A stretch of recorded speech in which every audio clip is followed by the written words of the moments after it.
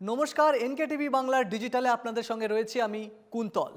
ঋতব্রতর তৃণমূলে কি এবার অনুব্রত, এবং সেটা প্রায় যোগদান যখন পাকাপাকি হয়ে গেছে, তাকে দায়িত্ব দেওয়া হয়ে গেছে, এটা কি শুভেন্দু অধিকারীর চাল? এই প্রশ্নটা এখন বাংলার রাজনীতিতে ঘোরাফেরা করছে। কারণ কালীঘাটপন্থী তৃণমূলের অভিযোগ, ঋতব্রত শিবিরের তৃণমূল আসলে বিজেপির বি টিম। আর সেই বি টিমই কি এবার কালীঘাটকে আরও একটা ঝটকা দিল। কারণ ঋতব্রত বন্দ্যোপাধ্যায়দের দলে এবার বীরভূমের অনুব্রত মণ্ডল। এই বৈঠকেই খোদ ঋতব্রত অবাক হয়েছেন যখন তাদের বৈঠকে পানিহাটির প্রাক্তন তৃণমূল বিধায়ক নির্মল ঘোষ পৌঁছে যান। এই নির্মল ঘোষ আরজি করে তরুণী চিকিৎসক খুনের ঘটনায় বিতর্কে রয়েছেন। এই ভিডিওর শেষে নির্মলকে নিয়ে ঋতব্রত শিবির কি ভাবছে তা জানাবো। তার আগে একটু খোলসা করা যাক, অনুব্রতকে ঋতব্রতরা দলে নেওয়ায় কতটা শক্তিশালী হলো বীরভূমের খুঁটি। শনিবার ২৬ জন জেলা সভাপতির নাম ঘোষণা করেছেন ঋতব্রত বন্দ্যোপাধ্যায়ের শিবির, যিনি কালীঘাটের বিরোধী শিবিরের তৃণমূল। একে একে মমতা বন্দ্যোপাধ্যায়ের প্রিয় পাত্ররাও এখন ঋতব্রতদের সঙ্গে। আগের ধাক্কাটা দিয়েছেন চন্দ্রিমা, এবার বীরভূমের বেতাজ বাদশাহ বলা হয় যে অনুব্রতকে, সেই অনুব্রত মণ্ডল ফের স্বমহিমায় ফিরতে চলেছেন বীরভূমের রাজনীতিতে। দলের নাম আপাতত একই, কিন্তু শীর্ষ নেতা আলাদা। এখন আর মমতা বন্দ্যোপাধ্যায়ের আদেশ শুনতে হবে না অনুব্রতকে। মমতার এককালের অত্যন্ত আস্থাভাজন কেষ্টমণ্ডল এখন মমতাকে ছেড়ে ঋতব্রতদের শিবিরের ট্রেন্ডেই গা ভাসালেন। বীরভূমের তৃণমূল জেলা সভাপতি করা হয়েছে কেষ্টকে। ঋতব্রত শিবিরে যোগদানের ফলে বঙ্গ রাজনীতিতেও এক নয়া সমীকরণ উঠে আসতে পারে কিনা তা নিয়েও চর্চা শুরু হয়েছে। কারণ এর আগেও বীরভূমের তাবড় নেতা কাজল শেখ এই ঋতব্রত পন্থীদের মধ্যে রয়েছেন। তিনি বীরভূমের হাসনের তৃণমূল বিধায়ক।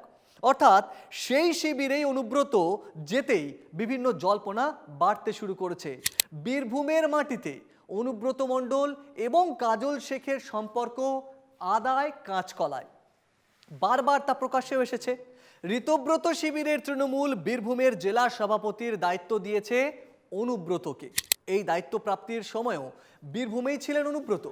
বীরভূমের রাজনীতিতে যার দাপট বহু পুরনো, তৃণমূলের মমতা সরকারের সংগঠনে কেষ্টই ছিলেন বীরভূমের শেষ কথা। তার মাথায় নাকি অক্সিজেন কম যায়, তাই যখন তখন যা খুশি বলে ফেলেন। না, আমি বলছি না, এই কথাটা বলেছিলেন মমতা বন্দ্যোপাধ্যায়। সেই অক্সিজেন কম থাকা অনুব্রত মণ্ডলের বিভিন্ন ডায়লগ নিয়ে চর্চাও কিছু কম হয়নি। এই যেমন ধরুন, চড়াম চড়াম, গুড় বাতাসা, কিংবা উন্নয়ন দাঁড়িয়ে থাকবে ভোটের সময় রাস্তার মোড়ে মোড়ে।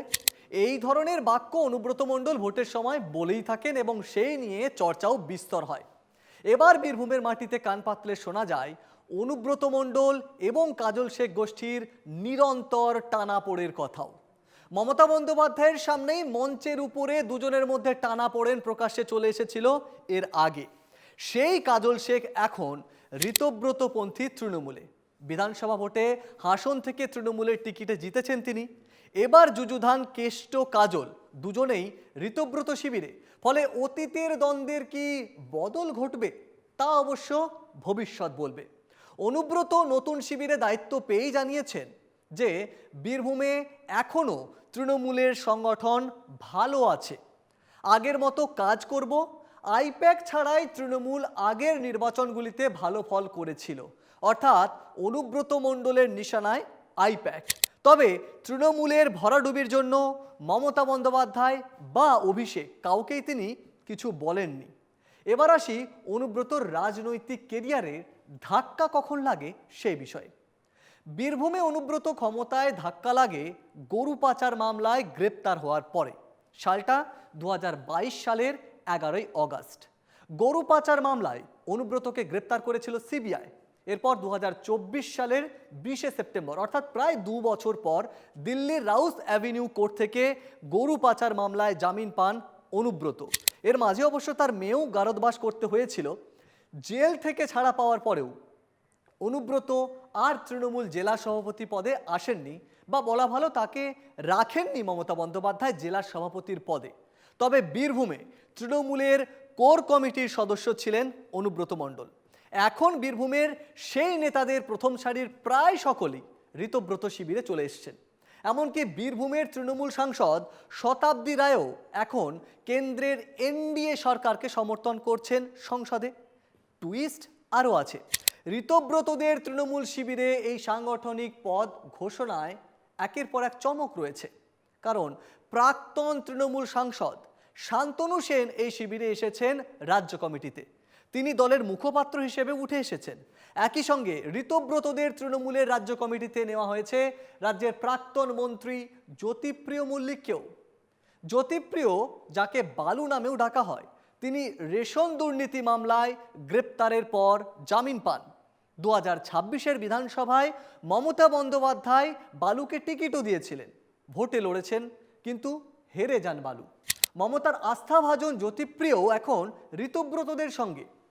এছাড়াও তীব্র অভিষেক বিরোধী হিসাবে উঠে আসা কোহিনুর মজুমদার এমন অনেকজন রয়েছেন যারা দলের তরফে মুখপাত্র হিসেবে দায়িত্ব পেয়েছেন। আর ডায়মন্ড হারবারের তৃণমূল সাংসদ অভিষেক বন্দ্যোপাধ্যায়ের এলাকায় ঋতব্রত শিবিরের তৃণমূল জেলা সভাপতির দায়িত্ব দিয়েছে শুভাশিস দাসকে। দক্ষিণ কলকাতার দায়িত্বে দেবাশিস কুমার। এইরকমই 26 জনের নাম ঋতব্রত শিবিরের তৃণমূলের জেলা কমিটি ঘোষণা করেছে জেলা সভাপতি হিসেবে। এবার আসি ঋতব্রত শিবিরের বৈঠকে অনাকাঙ্ক্ষিত উপস্থিতি পানিহাটির প্রাক্তন বিধায়ক নির্মল ঘোষের বিষয়ে। আরজিকর কাণ্ডে নির্মল ঘোষের ভূমিকা সিবিআই রাডারে। বহুবার নির্যাতিতার পরিবার নির্মলের দিকে আঙুল তুলেছে। তরুণী ডাক্তারের দেহ তড়ি ঘড়ি অন্ত্যেষ্টি করে দেওয়ার অভিযোগ ওঠে প্রাক্তন তৃণমূল বিধায়ক নির্মলের বিরুদ্ধে। অস্বস্তি এড়াতে ঋতব্রত জানিয়ে দিয়েছেন নির্মল ঘোষকে নিয়ে কোনো সিদ্ধান্ত হয়নি। ওনার ব্যাপারে কোনো সিদ্ধান্ত হয়নি, উনি এসেছিলেন কিন্তু কোনো সিদ্ধান্ত আমরা। তাৎপর্যপূর্ণ হলো ঋতব্রত গোষ্ঠীর এই তৃণমূলের সভাপতি পদে পূর্ব মেদিনীপুর এবং কোচবিহার থেকে কোনো নাম ঘোষণা করা হয়নি। উত্তর 24 পরগনার ক্ষেত্রে বসিরহাটে শুধুমাত্র একজনকে দায়িত্ব দেওয়া হয়েছে। অদ্ভুত বিষয় হলো ঋতব্রত তৃণমূলের এই ঘোষণা করা জেলা সভাপতিদের মধ্যে এমন বেশ কয়েকজন আছেন যাদের কালীঘাট তৃণমূল জেলা সভাপতি করেছিল, কিন্তু পরদিনই তারা ইস্তফা দিয়েছিলেন। কুচবিহারের এখানে নাম নেই, দুটো তিনটে মেজর জেলারই আছে কিন্তু কুচবিহার নেই, পূর্ব মেদিনীপুর নেই। গ্রাউন্ড রিয়েলিটি হচ্ছে বা উত্তর 24 পরগনা আপনি কারেক্টলি পয়েন্ট আউট করেছেন, শুধু বসিরহাট রয়েছে। বারাসাত আমরা ঘোষণা করব, কিন্তু বাকি দুটো জায়গায় বাস্তব পরিস্থিতি হচ্ছে এই মুহূর্তের পরিস্থিতি নেই। এই তালিকায় এমন অনেক নাম আছে যে এর আগে ঘোষণা হয়েছিল, তারা পরের দিন বা সেদিন সন্ধ্যাবেলাতেই পদত্যাগ করেছিলেন। সুতরাং আলাপ আলোচনার ভিত্তিতে যেটা গ্রাউন্ড রিয়েলিটি, যেমন কুচবিহারের ক্ষেত্রে আমরা রবীন্দ্রনাথ ঘোষের সঙ্গে আলোচনার ভিত্তিতেই ঠিক করি। এবার বাংলার রাজনীতিতে যে বিরল দৃশ্যের সাক্ষী হতে চলেছে সেই বিষয়ে আসি। আগামী 21শে জুলাই মমতা বন্দ্যোপাধ্যায়ের সমাবেশের অনুমতি দেয়নি কলকাতা পুলিশ, কিন্তু ঋতব্রত বন্দ্যোপাধ্যায় শিবিরের তৃণমূল 21শে জুলাই সমাবেশের অনুমতি পেয়েছে। প্রথম কর্মসূচি হচ্ছে 21শে জুলাই। আমরা পারমিশন পেয়েছি গান্ধী মূর্তিতে, মেয়র রোডের ওখানে, গান্ধী মূর্তির ওখানে আমরা সমাবেশ করব। অর্থাৎ তৃণমূল সরকারের আমলের যে ভিড় হতো 21শে জুলাইয়ের সমাবেশে, সেই ভিড় এবার হবে কিনা তা দেখার জন্য অপেক্ষায় বঙ্গবাসী। মমতা বন্দ্যোপাধ্যায়কে ছাড়া এই সমাবেশ কতটা সাড়া ফেলে তাও নজরে থাকছে, কারণ এবার নতুন তৃণমূলের শক্তি পরীক্ষারও লড়াই 21শের সমাবেশ। দীর্ঘ 3 দশকেরও বেশি সময় ধরে মমতা বন্দ্যোপাধ্যায়ের নেতৃত্বে তৃণমূল কংগ্রেসের অন্যতম প্রধান কর্মসূচি ছিল এই সভা। মুখ্যমন্ত্রী শুভেন্দু অধিকারীর নেতৃত্বে বিজেপি সরকার ক্ষমতায় আসার পর প্রশাসনিক পরিস্থিতিও বদলেছে। পালা বদলের পর তৃণমূলের দুটো শিবির বিভক্ত হয়েছে। কালীঘাটপন্থী তৃণমূল আগেই ঘোষণা করেছে অনুমতি না পেলেও প্রয়োজনে অল্প সংখ্যক কর্মী সমর্থককে নিয়েই 21শে জুলাই তৃণমূলের শহীদ দিবস পালন করবেন মমতা বন্দ্যোপাধ্যায়। শহীদ দিবস ভিক্টোরিয়া হাউসের সামনেই করতে চায় কালীঘাট শিবির, অর্থাৎ মমতা বন্দ্যোপাধ্যায়ের শিবির।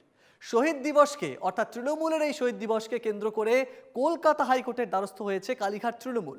ফলে 21শে জুলাইয়ের আগে বঙ্গ তৃণমূলের দুই শিবিরের এই রাজনৈতিক দড়ি টানাটানি কোথায় যায় এখন সেটাই দেখার। আমাদের এই ভিডিও কেমন লাগছে তা আপনারা অবশ্যই কমেন্ট করে জানান। পাশাপাশি এনকে টিভি বাংলার ডিজিটালের ওয়েব পোর্টাল, ফেসবুক এবং ইউটিউবে চোখ রাখুন।